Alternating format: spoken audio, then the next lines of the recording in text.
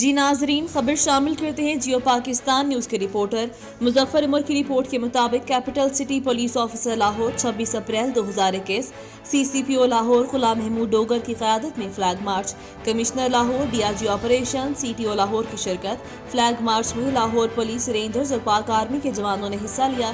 Flag march CCPO office Qurtuba चौक जो बर्जी समराबाद की तरफ रवाना। फ्लैग मार्च का मकसद शहरी को हुकूमती गाइडलाइंस की याद दहानी करवाना है। शाम 6 बजे के बाद किसी मार्केट, बाजार, शॉपिंग मॉल्स को खुलने की इजाज़त नहीं। तमाम कारोबारी मराकज़ हुकूमती औकात कार की पाबंदी करने के पाबंद हैं। कोरोना वायरस से लड़ने के लिए पुलिस का साथ दें और गैर ज़रूरी नक़्ल हरकत से गुरेज करें। शहरी कोरोना वायरस से बचाव के लिए हुकूमती अहकामात पर अमल दरामद को यकीनी बनाएं। मुजफ्फर उमर, जियो पाकिस्तान, लाहौर।